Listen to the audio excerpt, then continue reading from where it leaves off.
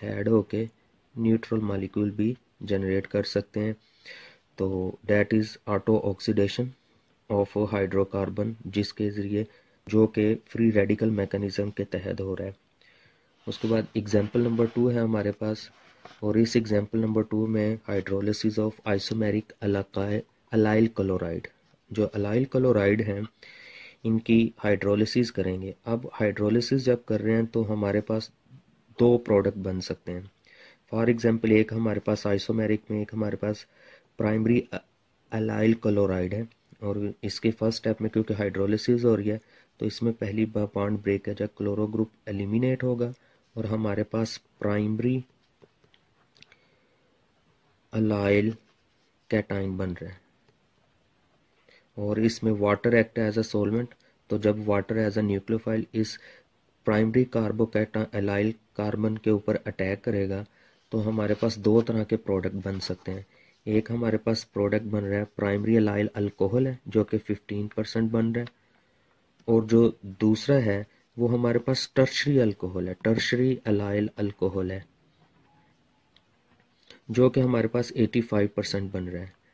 इसका मतलब ये हुआ कि अगर हमारे पास प्राइमरी अलाइल क्लोराइड है तो उसकी हाइड्रोलिसिस से हमारे पास दो कंपाउंड बन रहे हैं। जो टर्शरी अलाइल अल्कोहल है ड्यू टू ग्रेटर स्टेबिलिटी वो 85% बन रहा है। एट द सेम टाइम अगर हम एक और अलाइल क्लोराइड है जो कि टर्शरी अलाइल क्लोराइड है, और इसकी जब क्लोरो ग्रुप डिटैच होगा तो इसमें टर्शरी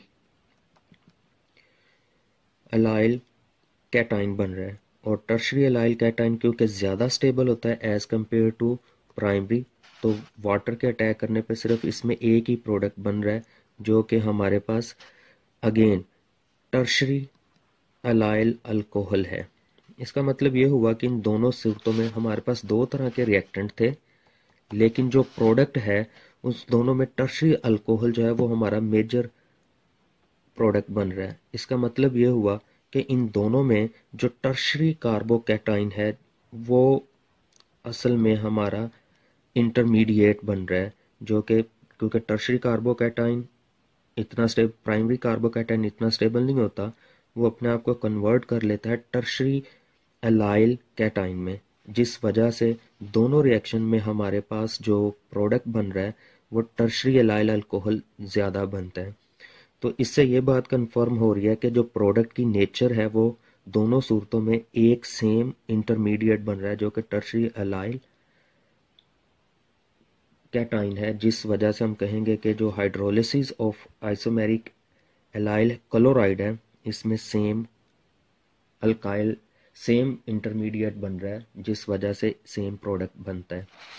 उसके बाद जो थर्ड एग्जांपल नंबर 3 है that is chlorination of methane. अब क्लोरीनेशन ऑफ मीथेन है, अगेन जैसे अभी हमने कहा कि इन प्रेजेंस ऑफ सनलाइट अगर क्लोरीन फ्री रेडिकल प्रोड्यूस करता है तो डैट इज इनिशिएशन।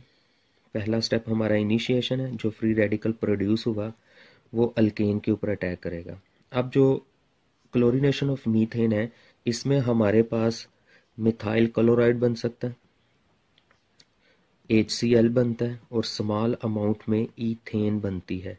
इसका मतलब ये हुआ कि इस रिएक्शन का करेक्ट मैकेनिज्म वो होगा जो इन तीनों प्रोडक्ट को जस्टिफाई करे। अब इन तीनों प्रोडक्ट को जस्टिफाई करने के लिए जो मैकेनिज्म है, अगर वो फ्री रेडिकल मैकेनिज्म है तो उसमें फर्स्ट स्टेप में इनिशिएशन हो रही है जिसमें क्लोरीन फ्री रेडिकल जनरेट हुआ जो मीथेन पे अटैक करके HCl को बना रहा है, और हमारे पास अल्काइल फ्री रेडिकल बनता है, और जो अल्काइल फ्री रेडिकल है वो फर्दर क्लोरीन मॉलिक्यूल के ऊपर अटैक करके मिथाइल क्लोराइड जनरेट करा, that is a product number 2। अब तीसरी पॉसिबिलिटी ये है, अब ये वाले जो दोनों स्टेप हैं डैट आर प्रोपेगेशन। अब तीसरा स्टेप होता है टर्मिनेशन। अब टर्मिनेशन में क्या होगा कि तो हमारे पास दो तरह के फ्री रेडिकल हैं, एक मिथाइल फ्री रेडिकल और एक क्लोरीन फ्री रेडिकल। तो पॉसिबिलिटी है कि दो मिथाइल फ्री रेडिकल आपस में ऐड होके अल्केन ईथेन बना दें, या ये भी पॉसिबिलिटी है कि टर्मिनेशन में वन क्लोरीन फ्री रेडिकल दूसरे क्लोरीन फ्री रेडिकल से ऐड होकर क्लोरीन गैस दोबारा बन जाए। तो क्योंकि जो क्लोरीनेशन ऑफ मीथेन है उसमें ये तीनों तरह के प्रोडक्ट जस्टिफाई हो रहे हैं, तो लिहाजा क्लोरीनेशन ऑफ मीथेन जो होती है वो होती है बाय फ्री रेडिकल मैकेनिज्म। तो लिहाजा हम ये कहेंगे कि जो फ्री रेडिकल मैकेनिज्म है वो फेवरेबल मैकेनिज्म है for the chlorination of methane. इसी तरह एग्जाम्पल नंबर 4 है, डेट इज क्लोरीनेशन ऑफ टॉलोइन। तो टॉलोइन क्योंकि बेंजीन के ऊपर मिथाइल ग्रुप लगा होता है और बेंजीन की जो रिंग होती है वो एक्स्ट्रा ऑर्डिनरी स्टेबल रिंग होती है, जिसको डिकम्पोज करने के लिए हमें पावरफुल इलेक्ट्रोफाइल चाहिए। और अगर वीकर इलेक्ट्रोफाइल है तो वो बेंजीन की पाई इलेक्ट्रॉनिक शीट को ब्रेक नहीं कर सकेंगे, लिहाजा साइड चेन पे रिएक्शन होगा। तो इन केस ऑफ टॉलोइन हमारे पास बेंजीन की पाई इलेक्ट्रॉनिक शीट और साइड चेन भी है। अगर हम क्लोरीन को in presence of sunlight reaction करवाते हैं तो जो बनने वाला सनलाइट में क्लोरीन फ्री रेडिकल बनता है जो कि वीकर इलेक्ट्रोफाइल है, लिहाजा वो बेंजीन की पाई इलेक्ट्रॉनिक शीट को ब्रेक नहीं कर पाएगा। तो लिहाजा वो साइड चेन रिएक्शन में होगा जिसकी वजह से बेंजाइल अल्कोहल बनेगा, बेंजाइल क्लोराइड बनेगा। इसका मतलब ये हुआ कि बेंजाइल क्लोराइड बनना है तो इसके लिए जो मैकेनिज्म होगा वो कौन सा होगा, फ्री रेडिकल मैकेनिज्म होगा। लेकिन अगर यही chlorine in presence of INR और आयोडीन की मौजूदगी में रिएक्ट करता है तो फिर वो ऑर्थो और पैरा टॉलोइन बनाती है। इसका मतलब ये हुआ कि इन प्रेजेंस ऑफ कैटालिस्ट ये क्लोरेनियम आयन स्ट्रोंगर इलेक्ट्रोफाइल जनरेट करता है जिसकी वजह से जो पाथवे होगा रिएक्शन का वो आयनिक होगा।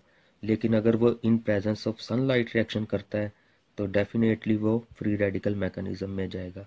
मतलब ये हुआ कि प्रोडक्ट को एनालिसिस करके प्रोडक्ट की स्टडी से हमें ये अंदाज़ा हो सकता है कि उस रिएक्शन का मैकेनिज्म कौन सा होगा, वो फ्री रेडिकल होगा या फिर एनाइनिक पाथवे होगा। नेक्स्ट ब्रोमिनेशन ऑफ ईथेन है।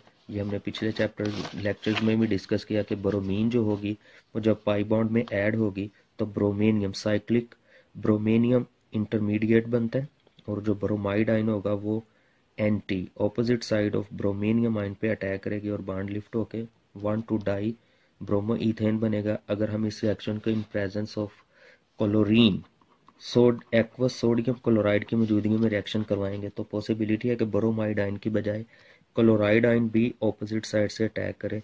तो फिर 1,2 डाई ब्रोमो के साथ 1